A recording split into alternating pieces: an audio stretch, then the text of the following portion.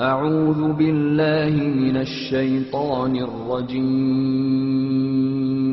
بسم الله الرحمن الرحيم. In the 20th century, the theory of evolution was refuted not only by molecular biology, but also by paleontology, that is, fossil science.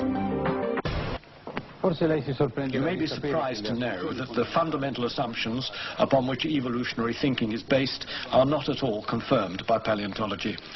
The theory argues that first, the unicellular living beings were formed, which then in hundreds of millions of years turned into marine invertebrates and fish, respectively. These fish later had supposedly emerged onto land and turned into reptiles. The story goes further and says that birds and mammals evolved from reptiles. For this claim to be true, there ought to have been numerous intermediary species, linking one living species to another. For instance, if reptiles truly had evolved into birds, then countless half-bird, half-reptile creatures ought to have lived at one time or another. And these intermediary creatures complete half-developed organs.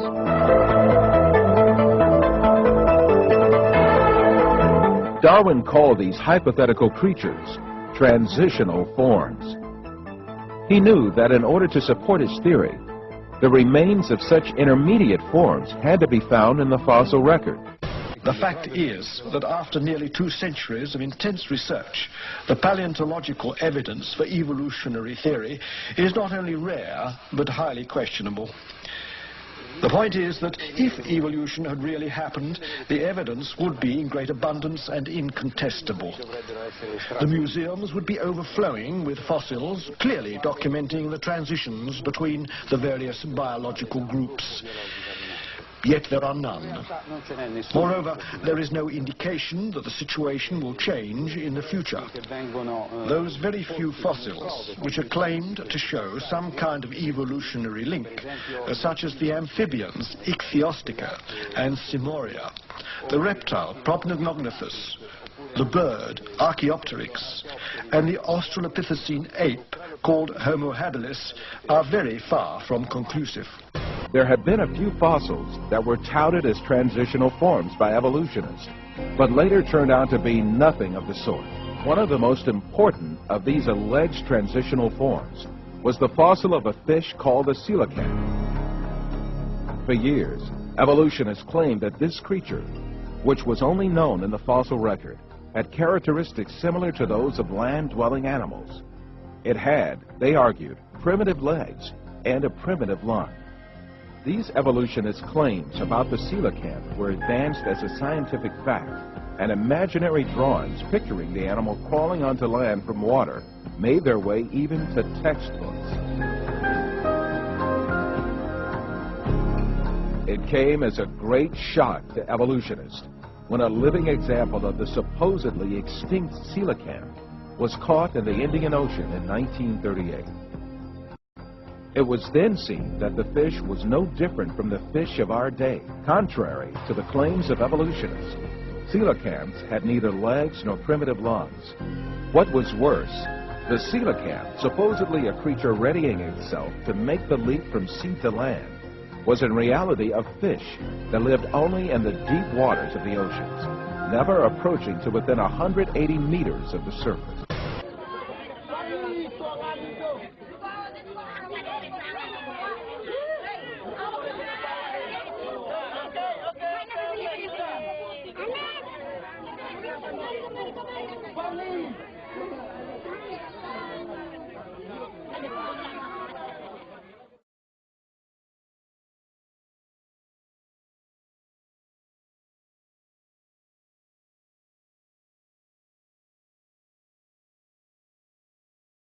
Another alleged transitional form has been a fossil bird called Archaeopteryx.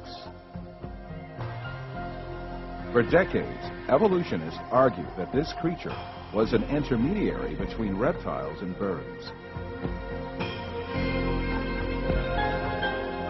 However, the seventh Archaeopteryx fossil, discovered in 1992, revealed that the creature had a sternum. That is, the chest bone essential for flight muscles. This proved that the animal was a perfect flying bird. The evolutionist claims about the claw-like nails on the wings of the Archaeopteryx also failed, since similar structures were also discovered in modern birds like the Hoatzin. Because of such reasons, one of the foremost defenders of the theory of evolution, the Stephen Jay Gould, had to admit that Archaeopteryx could not be considered as a transitional form. Archaeopteryx, classified today by many paleontologists as a true bird, not a reptile-bird intermediary, was the first of a number of deceptive schemes promoting evolutionary ideas. Evolutionists misdated and misidentified this extinct bird, presuming it to be the missing link between reptiles and birds. The best example of a transitional form that my evolutionary friends usually give is Archaeopteryx, a supposed link between the reptiles and the birds. Recently, another bird has been found, dated by evolutionists, to be 75 million years older than Archaeopteryx. So therefore, Archaeopteryx could certainly not be the ancestor of the birds. Actually, evolutionists don't have any idea how the reptiles evolved into birds. They don't have any of these transitional forms. But that doesn't stop them. You pick up any book on evolution, and Archaeopteryx is still presented as the best evidence. Faced with these realities made clear by the fossil record, evolutionists directed all their attention to the claim that man evolved from ape-like creatures. 6,500 different ape species have lived so far, and the majority of them are extinct. The skulls of these extinct apes, both big and small, constituted a great resource for evolutionists on which to exercise their imaginations freely. Arranging the skulls of these extinct ape species from the smallest to the biggest, and adding some skulls of vanished human races to the series, evolutionists concocted the scenario of human evolution.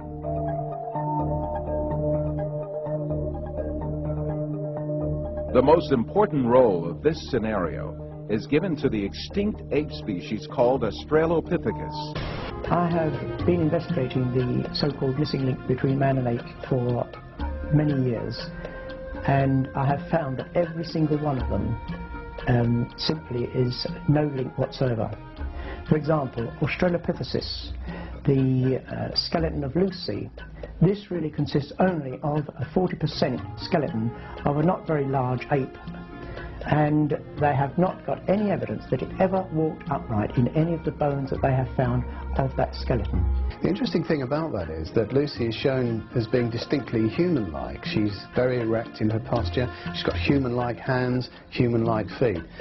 I'm not quite sure where exactly the restorers got this data from, because if you examine the paper by Randall and Sussman, which described the type species to which Lucy belongs, they said quite clearly that she had long, curved hands and feet, even longer and even more curved than a chimpanzee. Several distinguished anatomists, for example Australopithecus, the genus to which Lucy belongs, was simply an extinct ape, nothing at all to do with humans. Evolutionists hypothesized that Australopithecus walked upright on its 2 feet, differently from other apes. However, 2 world-renowned anatomists, Lord Solly Zuckerman and Professor Charles Oxnard, refuted this allegation. Simply put, Australopithecus, advanced as the ancestor of man by evolutionists, is merely an extinct ape species. On the other hand, fossils that are included by evolutionists under imaginary classifications, such as Homo erectus, Homo ergaster, or Homo sapien archaic, in fact belong to different human races. When these fossils are inspected, it is seen that their skeletons are essentially the same as those of people living today. The only dissimilarities are a few structural differences in their skulls. But differences like these are to be found in different human races alive on Earth today.